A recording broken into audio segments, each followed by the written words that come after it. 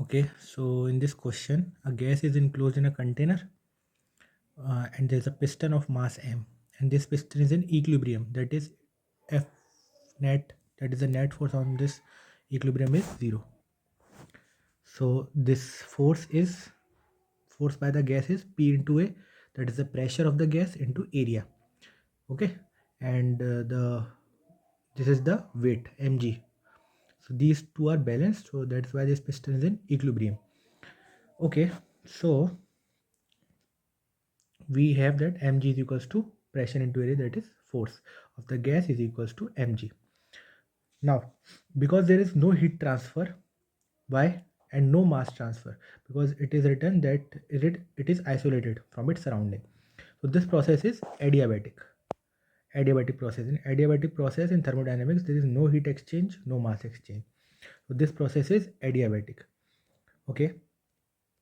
Now we have to find the frequency of the SHM. So first we have to prove that this is SHM, and then we have to find the frequency. So obviously it is SHM because question is like that only. So the condition of SHM is that force, restoring force. This is the restoring force, the force which will bring the object back. So if I displace it a little bit down, then should need to come back.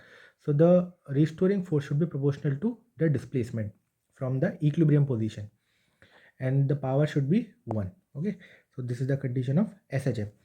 Now this is the restoring force. Okay, so then if we remove the proportionality sign, then we get this proportionality constant K. It is also called spring constant, but here we call it the force constant or SHM constant. Okay, so after that we get the time period of SHM is 2 pi under root m by k. We will use this formula, and if we get the time period, then frequency is 1 upon time period. So what we have to do is make an expression like this and get the value of k, so that we can put it in this formula and then we can reverse it. Now, because this is a adiabatic process, so the equation of adiabatic process is PV to the power gamma is equals to constant. The same gamma is appearing in all these options. You can see this gamma here, gamma. So we have to make use of this. Now, if we differentiate this, so how to differentiate such equations? Okay, the pressure is also variable and this volume is also variable. So first, it is called like partial differentiation. Okay, so suppose first we'll differentiate p, and suppose the second term as constant. Then we will differentiate this and suppose the first term as constant. So dp, differentiation of p, and v to the power gamma is constant. Now we will differentiate this term, so we'll get gamma v to the power gamma minus 1 into dv, and this is constant. This is equals to 0, as a constant differentiation of constant is 0. Okay, now we will get the value of dp. We need to find the value of dp, and you will know why we are finding this value. And we get the value of dp as this expression, p gamma v to the power gamma minus 1 dv upon v to the power gamma. Now if you solve this, so what you will get, v to the power gamma minus 1, and this is v to the power gamma. So if we cancel these out, what will remain? Only v. And this dv, that is the change in volume.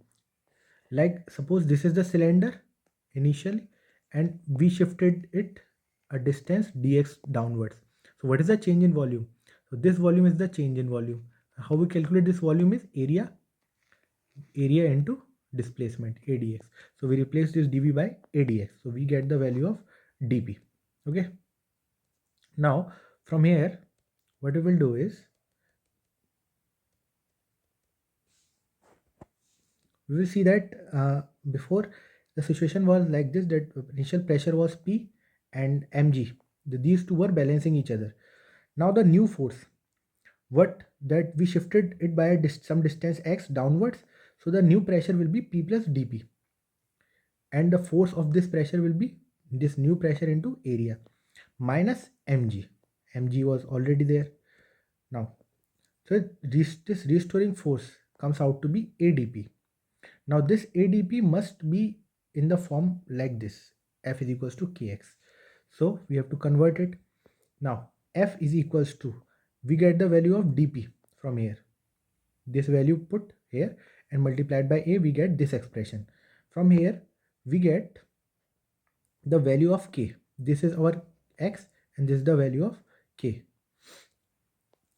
We use the formula t is equals to 2 pi under root m by k, and for frequency we reverse it 1 upon 2 pi, and this expression, this is our answer.